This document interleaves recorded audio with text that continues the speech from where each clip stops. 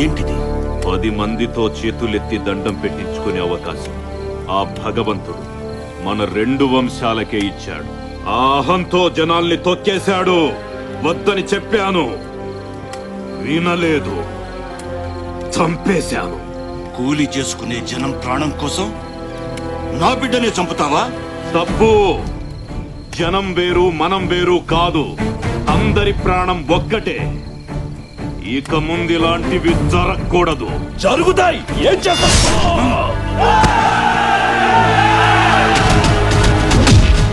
ఆ రోజు మొదలైన వైరంతో బంధుత్వాలతో కలకలలాడే 2 సంస్థానాలు బద్ధ శత్రువులయ్యాయి. 2 వర్గాల గ్రామాల్లో దాడులు జరగని రోజు లేదు, శవం లేవని రోజూ లేదు. చట్టాలు మారాయి, తరాలు మారాయి. ఎన్ని మారినా అప్పటి వైరం మాత్రం కాష్టంలా కాలుతూనే ఉంది. 2 తరాల నుంచి ఈ అకృత్యాలను తన కళ్ళతో చూసిన ఆ 2 వంశీకులకు సంబంధికుడైన రాజా రంగనాయకులు ఆ వంశాల మధ్య రాజీ ప్రయత్నం చేయాలని సంకల్పించాడు.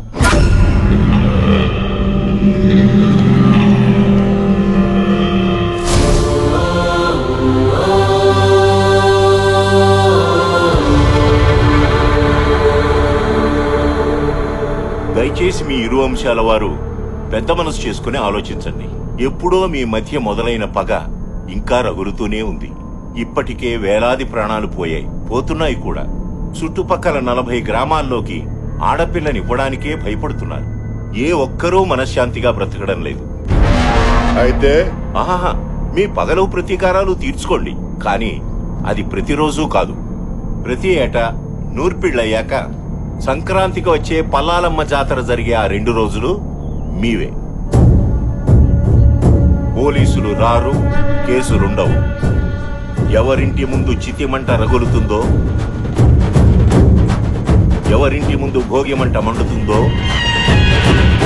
ఆ 2 రోజుల్లోనే తేల్చుకోండి.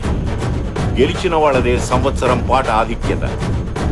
మళ్లీ జాతర వచ్చేదాకా ఒకరినొకరు కవ్వించుకోవడం, దాడులు చేసుకోవడం జరగకూడదు.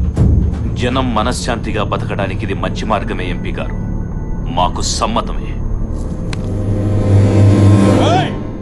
ఏంటి నువ్వు రూల్స్ పెట్టేది, వాళ్ళు అంగీకరించేది? ఈ వంశాన్ని వేయడానికి 2 రోజులు చాలావా మనకి?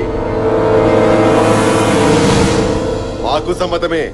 జాతరకి 2 రోజుల ముందు 2 వర్గాల వారు ఇదే చోట తాంబూలాలు మార్చుకోండి. సమ్మతం లేని వాళ్ళు రానక్కర్లేదు. రాలేదు అంటే ఎదుటి వాళ్ళ ఆధిపత్యాన్ని ఒప్పుకున్నట్టే. మాటకు ప్రాణమిచ్చే మీ వంశాల మీద ఒట్టు. ఈ ఒప్పందాన్నెవరూ అతిక్రమించకూడదు.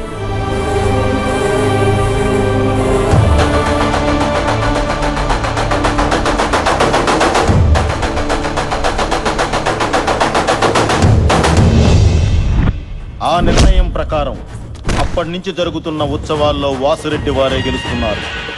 జనం ఆనందంగానే ఉన్నారు. కానీ ఆ వంశస్థులు ఒక్కొక్కరిగా నేలరాలి చివరిగా వాసురెడ్డి వీరసింహుడు ఒక్కడే మిగిలాడు.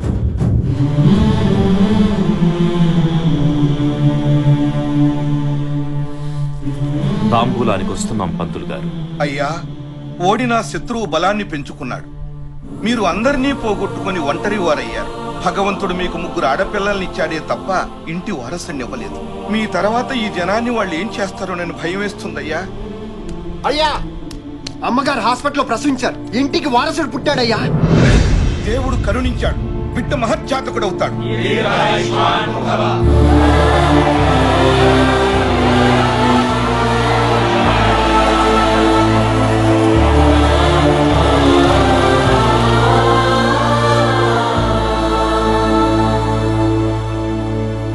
మావయ్య, బిడ్డెక్కడా?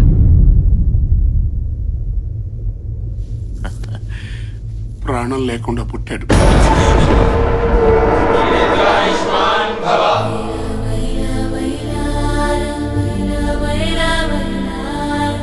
వంశోద్ధారకుడు పుట్టాడన్న ఆనందం కన్న తండ్రి చూసుకునేంత వరకు కూడా మిగల్లేదు. కర్మలుడు గారు. ఈ విషయం వసుంధరకు తెలుసా? తెలియదు అల్లుడు గారు.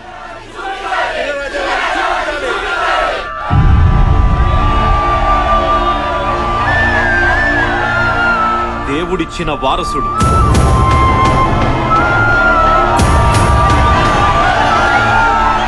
నా తరువాత జనానికి బలం లేదనుకున్న వారికి ఆ భగవంతుడు పంపిన బ్రహ్మాస్త్రం. ఈ రోజు నుండి నాతో పాటు మీరు కూడా వీణ్ణి మర్చిపోవాలి. వీణ్ణి శత్రువు వెన్నులో చలి పుట్టించే ఆయుధంగా తయారు చేసి 25 ఏళ్ల తరువాత మీ ముందు గర్వంగా నిలబెడతాను. దానికి మీ ఆశీర్వాదం కావాలి.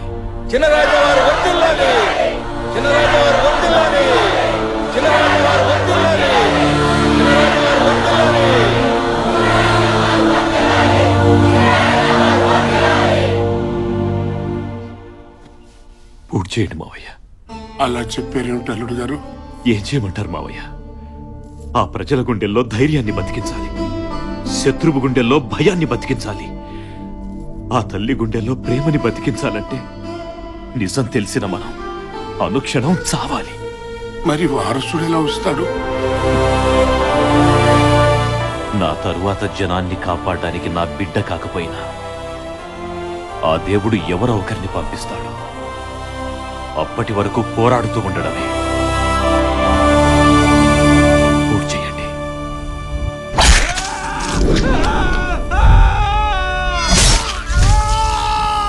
ఆ మనోవ్యతతో వెళ్ళిన ఆయన ఆ సంవత్సరం ఓడిపోయారు.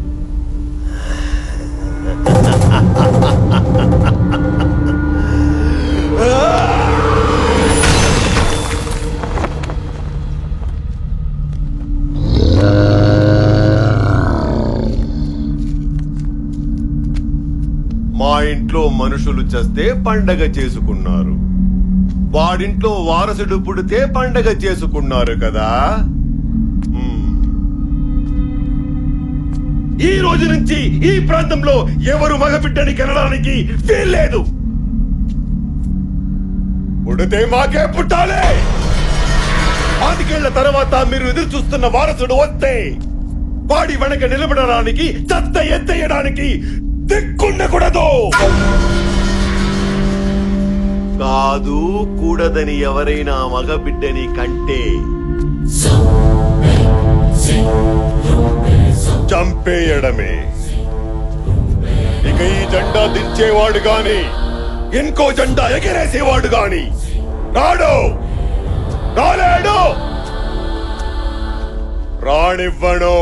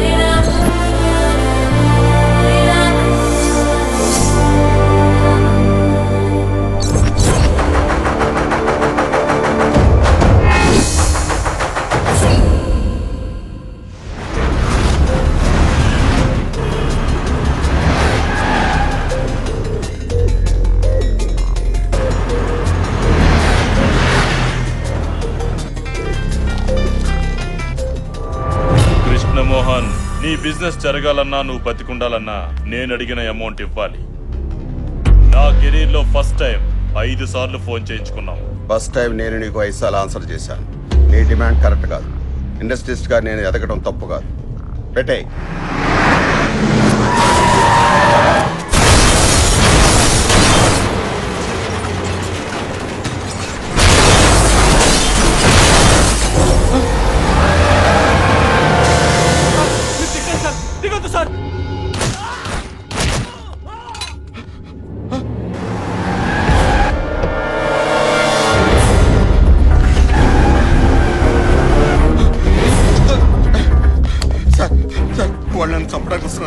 కాపాడండి sir please sir please sorry sir sir sir నన్ను కాపాడండి సార్ వాళ్ళని చంపడానికి వస్తున్నారు సార్. చంపితే చావు మధ్యలో మమ్మల్ని చావమంటావా? అది కాదు సార్. అర్థం కదా? హలో ఎస్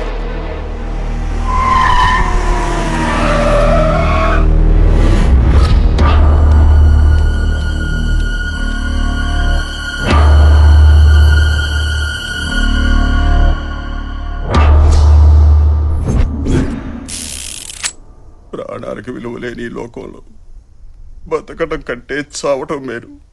చంపే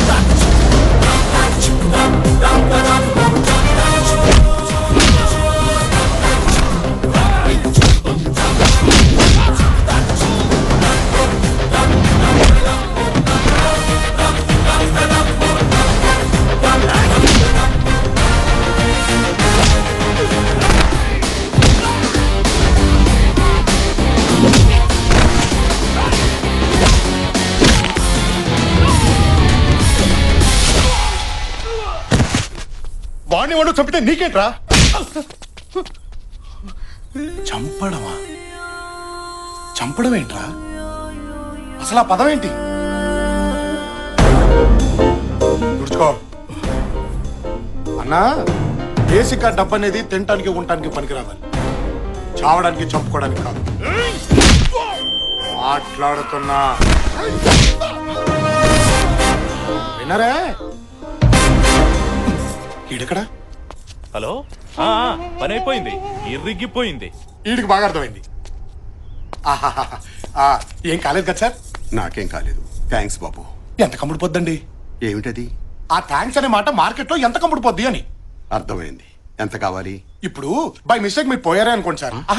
పోయారే అనుకోండి, అంత్యక్రియలకి, పందిళ్ళకి, పంతులకి, పిండాలకి, వస్త్రదానం, గోదానం, భూదానం, అన్నదానం, ఆదానం, ఈదానం అని బోలెడు ఖర్చేది కదా సార్. ఇప్పుడు అదంతా మిగిలినట్టేగా. ఆ మిగిలింది ఇవ్వండి సార్. నీ లాజిక్ బాగుందయ్యా. ఆ నా లెవెల్కి అయితే 10 లక్షలు ఖర్చు పెడతారు. అవును, ఇందాక గొడవలో నీకేమైనా అయ్యుంటే? సార్, ఆ దేవుడు మనకో లైఫ్ ఇచ్చాడు, 10 మంది లైఫ్లు నిలబెట్టే దమ్మిచ్చాడు. మన ప్రాణం పైన ఒకరిని కాపాడామనే సాటిస్ఫాక్షన్ ఉంటుంది చూడండి, అది చాలు సార్. ఈ ప్రాసెస్ లో మనం పైన ఏడ్చేవాడు ఒక్కడు కూడా లేడు సార్, అనాథని. విషయం ఉందయ్యా నీలో. మాట ఎటైనా తిప్పుతున్నావు, అడ్డసుడిగాను పెడుతున్నావు. రాజకీయాల్లో దిగితే పైకొస్తావు. సార్, అది డిసైడ్ అయ్యేది అక్కడ, రాతుండేది ఇక్కడ, గీతుండేది ఇక్కడ, దాన్ని నిలబెట్టే దమ్ముండేది ఎక్కడ. నాకేదో కావాలనిపిస్తే దిగను, నన్ను జనం రావాలని పిలిస్తే మాత్రం ఆగను.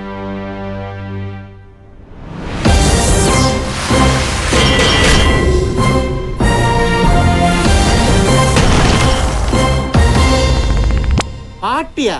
నువ్వా 2000 పైసా కొడతీవు కదరా? ఏం లేదురా, మినిమం బ్యాంక్ బ్యాలెన్స్ 50 లక్షలు దాటితే గానీ లవ్ లో దిగకూడదు అనుకున్నా. ఓహో, 60 లక్షలు అయితే గానీ పెళ్లి చేసుకోవద్దు అనుకున్నా. అలాంటిది ఇందాక రిస్క్ లో ఏకంగా 25 లక్షలు వచ్చేసిందిరా. Very good. దాంతో మన బ్యాంక్ బ్యాలెన్స్ 63 లక్షలకి వెళ్ళిపోయింది. మినిమం నెలకి 30,000 రూపాయలు వడ్డీ. దాంతో మా ఆవిడ బ్రహ్మాండంగా బతికేస్తుంది. కాబట్టి ఒక మంచి అమ్మాయిని వెతికి ఆ అమ్మాయినే లవ్ లో దించి పెళ్లి చేసుకుని ఆ అమ్మాయి ఇంటి పేరుతో హ్యాపీగా బతికేయాలన్నమాట. కాబట్టి అర్జెంటుగా ఒక అమ్మాయిని అమ్మని 63 లక్షలు ఓనర్నే గుద్దేస్తావరా? నీ డిక్కీకి ఇక బొక్కెరా. నువ్వు అయిపోయావు.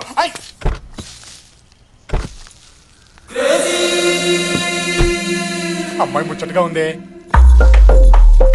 అచ్చి బాబాయ్ వెళ్ళిపోతుంది.